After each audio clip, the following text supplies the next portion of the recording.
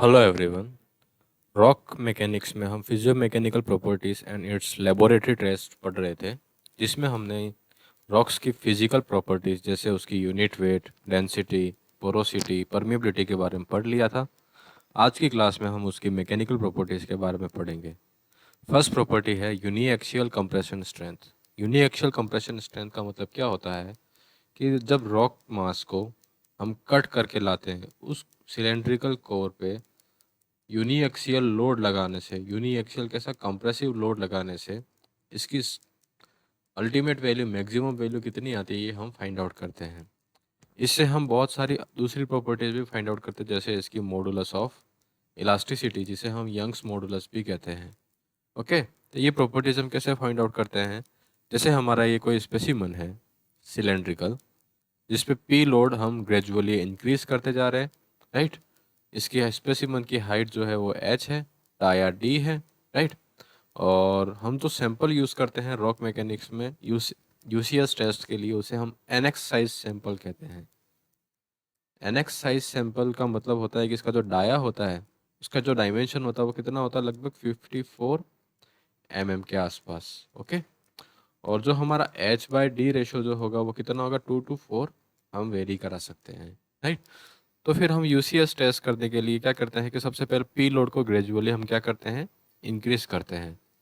तो P load जो है हमारा, इनिशियली पी लोड क्या था, P1 था, देन P2 था, P3 था, P4 था एंड P5 था, राइट। इन P5 पे हम अज्यूम करते हैं कि हमारा सैंपल क्या है, फेल कर रहा है। ओके, तो इस पी लोड के करस्पॉन्डिंग इस एक क्रॉस सेक्शन एरिया पे इसका नॉर्मल स्ट्रेस है, सिग्मा की वैल्यू कितनी आ जाएगी, P/A0। तो हमारे पास सिग्मा की वैल्यू है sigma 1, sigma 2, sigma 3, sigma 4 and sigma 5, right.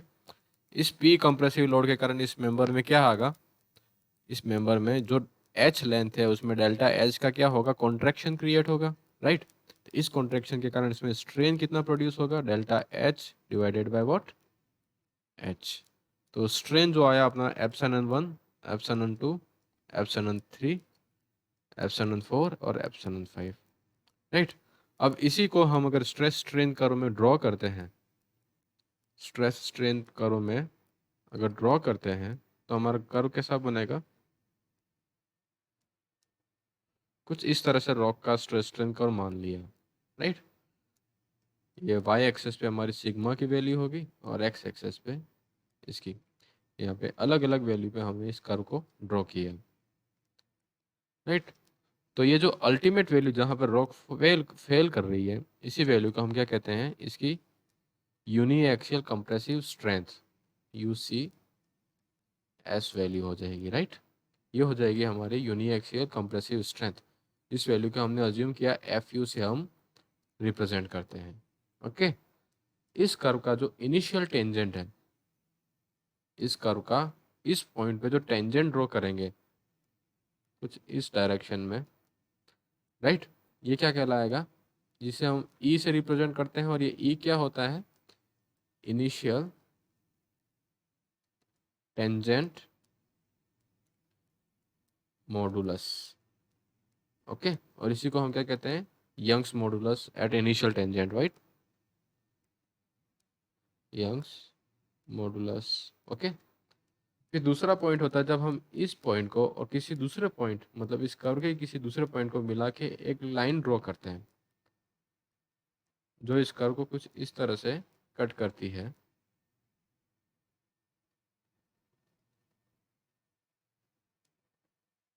Okay, तो ये हमारा क्या कहलाता है, ई एस और सीकेंट मॉडुलस, सीकेंट मॉडुलस।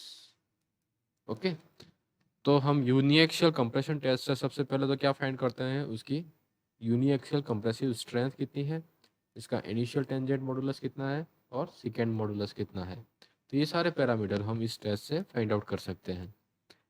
तो यूनिएक्सियल कंप्रेशन स्ट्रेंथ टेस्ट करते हैं। The uniaxial compressive strength is the value of compressive stress eight which the specimen what fails. Okay, the compressive strength is usually obtained by compression testing machine.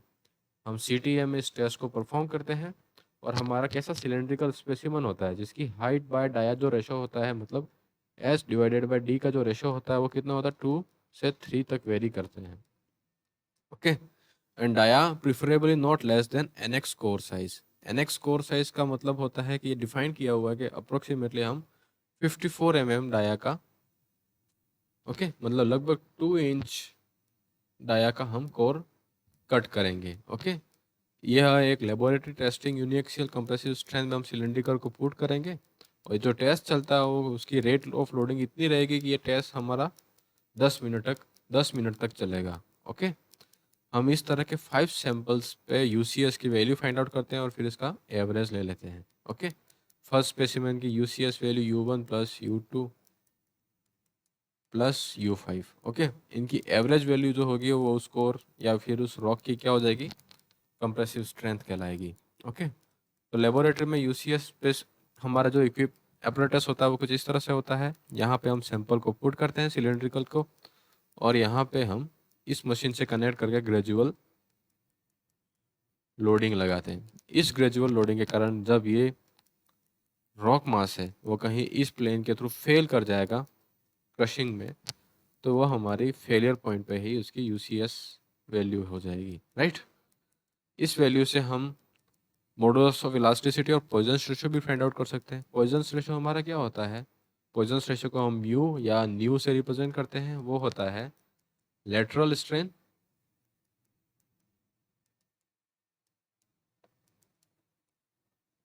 Lateral strain divided by axial और longitudinal strain. Okay, तो lateral strain हमारी क्या हो जाएगी, delta D divided by D, और longitudinal strain हमारी कितनी हो जाएगी, delta H divided by what, H. Okay, तो इससे हमारे पास न्यू या म्यू की वैल्यू हमें मिलेगी। ओके, मॉडुलस ऑफ इलास्टिसिटी हमें बताया था कि जब स्ट्रेस स्ट्रेन कर्व का जो टेंजेंट होता है इनिशियल पॉइंट पे, ये हमारा मॉडुलस ऑफ इलास्टिसिटी शो करता है। Okay, from the uniaxial compression test the Young modulus of elasticity and Poisson ratio of the rock specimen are determined if the stress strain behaviour till peak is captured. ये हम gradual loading से stress strain behaviour को find out करते हैं। Right, तो ये हमारा stress strain curve बना है इस पर्टिकुलर सैंपल के लिए। इस सैंपल की ये जो स्लोप होगा यही हमारी मॉडुलस ऑफ इलास्टिसिटी शो करेगा। राइट, मॉडुलस ऑफ इलास्टिसिटी में जो इनिशियल टेंजेंट जो ड्रॉ किया है तो ये हमारा क्या कहलाएगा, इनिशियल टेंजेंट मॉडुलस। ओके, जब हम ए पॉइंट और किसी दूसरे कर्व के दूसरे किसी पॉइंट को कट करने वाली लाइन को ज्वाइन करते हैं तो हमारे पास जो स्लोप मिलता है उसको हम क्या बोलते हैं, सीकेंट मॉडुलस। ओके, और जब किसी पर्टिकुलर पॉइंट पे हम स्लो उसका टेंजेंट ड्रॉ करते हैं तो हमारे पास क्या मिलता है, हमें tangent modulus.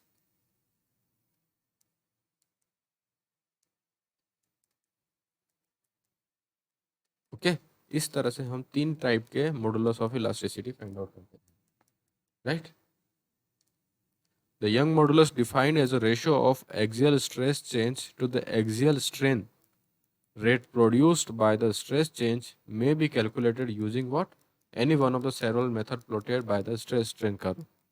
Tangent young modulus होता है, it is measured at a stress level which is fixed percentage of ultimate strength. Okay, secant modulus वो ये दो लाइन को जब कट करते हैं तो इसमें जो सेकेंड पॉइंट जो होता है वो जनरली कितना लिया जाता है, 50% ऑफ हमारे यूनिएक्सियल कंप्रेसिव स्ट्रेंथ 0.5 FU के बराबर लेते हैं, और उन दोनों पॉइंट को मिलाने वाली जो लाइन होगी उसका जो स्लोप होगा वही हमारा क्या कहलाएगा, secant modulus. Okay, the Poisson's ratio is calculated as a ratio of diametric strength मतलब delta D divided by D. इसे हम लेटरल स्ट्रेंथ भी कहते हैं to the axial strength delta L divided by L. Okay, तो ये हमारा Poisson's ratio हम इससे फाइंड आउट कर सकते हैं। तो कुछ रॉक्स जैसे इग्नियस रॉक में हमारी basalt, rhyolite, andesite, gabbro, granite, dolerite, इनकी Young's modulus of elasticity, Poisson's ratio कितना होता है, यूनिएक्सियल कंप्रेसिव स्ट्रेंथ कितनी होती है, टेंसाइल स्ट्रेंथ कितनी होती है, पॉइंट लोड स्ट्रेंथ कितनी होती है, ये सारी वैल्यू हमें यहाँ पे दे रखी है। तो आपको जनरली बेसाल्ट की, ग्रेनाइट की, लाइमस्टोन की, सैंडस्टोन की और मेटामॉर्फिक रॉक में मार्बल की यूसीएस वैल्यू के बारे में जानकारी होनी चाहिए। ओके, ताकि आप क्वेश्चन में एग्जाम्पल कोट कर सको।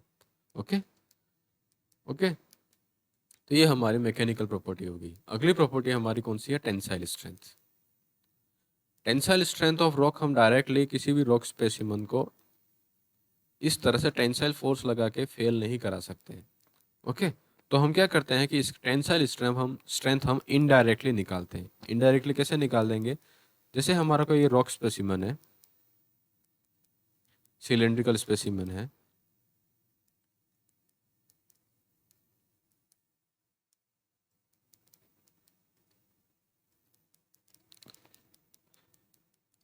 जैसे है हमारा ये कोई सिलेंड्रिकल स्पेसिमन है, राइट।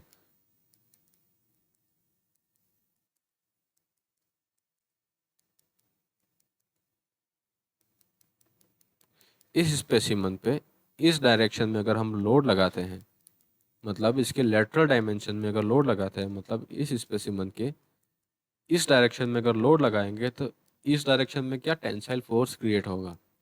ये टेंसाइल फोर्स क्या करेगा? इस डायरेक्शन में इस रॉक को स्प्लिट करेगा।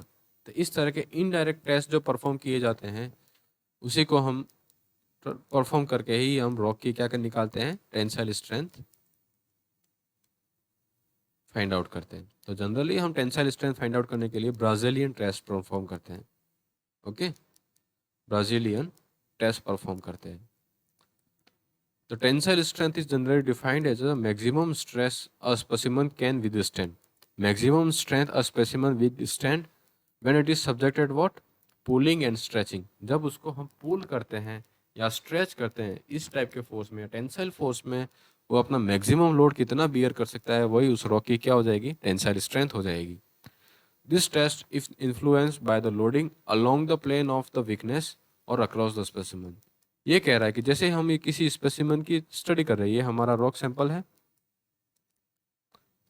इस रॉक में हमारी प्लेन ऑफ वीकनेस ये है, मतलब फ्रैक्चर जोन ये है, और हम इस डायरेक्शन में अगर टेंसाइल फोर्स लगाते हैं तो इसकी जो स्ट्रेंथ आएगी वो बहुत मिनिमम आएगी, राइट।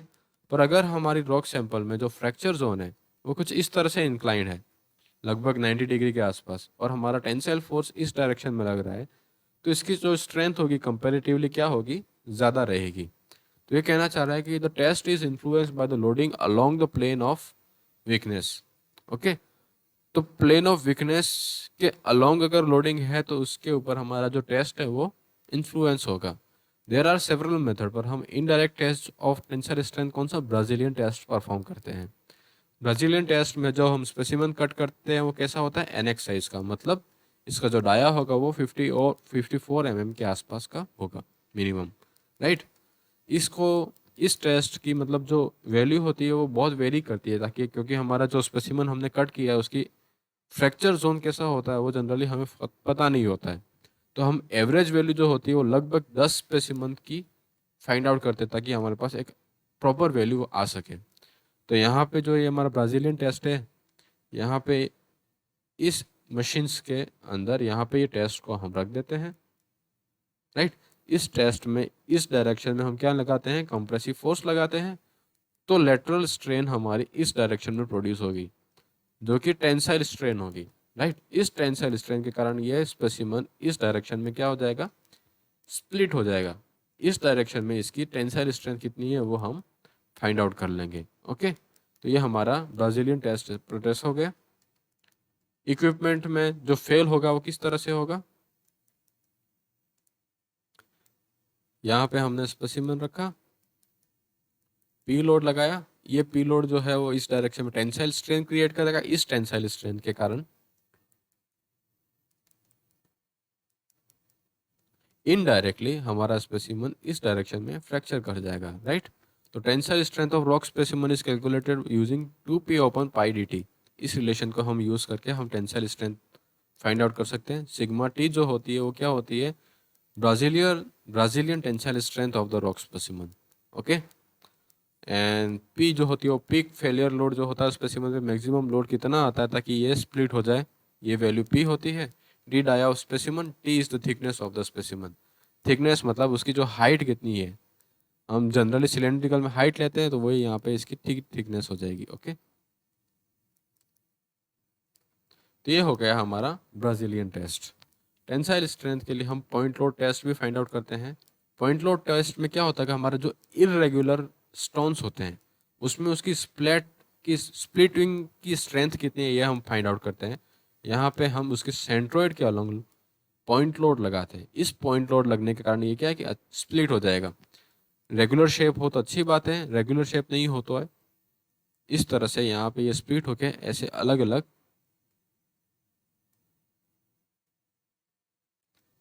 ब्लॉक्स में डिवाइड हो जाएगा। तो यहाँ पे पॉइंट लोड में हम उसकी स्प्लिट स्ट्रेंथ को फाइंड आउट करते हैं। ओके, जैसे ये स्पेसिमन है, इस पे यहाँ पे हमने पी लोड लगाया, इस पी लोड के कारण ये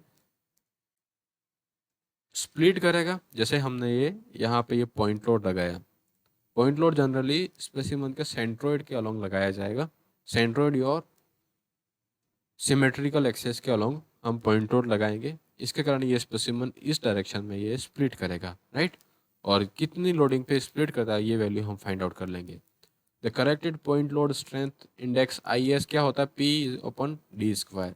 पी क्या है, maximum load that can it bear, और डी डाया ऑफ हमारा स्पेसिमन होता है, को डाया ऑफ स्पेसिमन, राइट। और पी को हम ब्रेकिंग लोड और अल्टीमेट लोड भी कहते हैं, राइट। फिर हमारा the corrected point load strength of a standard core size of 50 mm, IS 50 हम जब फाइंड आउट करते हैं तो उसकी इंडेक्स कितनी आती है, corrected point load strength index हमारी आती है पी डिवाइडेड बाय डी की पावर 1.5 अंडर रूट 50 MPa, ठीक है ना। इसको यूज़ करके हम uniaxial compressive strength of rock भी फाइंड आउट कर सकते हैं। वो कितनी आती है 20 इंटू IS 50 MPa, ये डिराइव किया गया है। ओके, तो जो हमारा सैंपल स्प्लिट करता है वो कुछ इस तरह से भी कर सकता है। इस डायरेक्शन में करेगा जब यहाँ पे पॉइंट लोड लगाया, यहाँ पे जब पॉइंट लोड लगाया तो वो इस डायरेक्शन में भी स्प्लिट कर सकता है। इस तरह से भी फ्रैक्चर जोन के अलोंग फेल कर सकता है। जब पॉइंट लोड यहाँ पे सिलेंडर के डायमेट्रिकल एरिया में लगाया, सर्कुलर एरिया में, तो वो इस तरह से भी स्प्लिट कर सकता है। तो ये अलग अलग स्प्लिटिंग फ्रैक्चर जोन्स बताए। इस तरह के जो फ्रैक्चर्स होते हैं पॉइंट लोड टेस्ट में ये हम नेगलेक्ट करते हैं। इस तरह के स्पेसिमन में जो स्ट्रेंथ आती है इसको हम अपनी एवरेज वैल्यू कैलकुलेट करने में यूज़ नहीं करते, क्योंकि यहाँ पे प्रॉपर फेलियर नहीं हो रहा है, राइट। स्प्लिट का मतलब है कि वो लगभग दो अलग अलग पार्ट्स में डिवाइड हो जाए। पर यहाँ पे क्या है कि एक फिशर जोन्स के अलोंग ये इस तरह से क्रैक्स बना के हल्का सा टूट रहा है। इस तरह के जो होते हैं स्पेसिमन फेलियर होते हैं, इसको हम कंसिडर नहीं करते हैं हमारी point load strength index find out करने के लिए। ओके, तो ये हमारी टेंसाइल स्ट्रेंथ और कंप्रेसिव स्ट्रेंथ हो गई। ओके गाइस, अगली क्लास में हम शेयर स्ट्रेंथ को डिस्कस करेंगे और उसी के साथ हमारी second unit mechanical properties and its laboratory test complete होगा। थैंक यू सो मच जी गाइस, जय हिंद।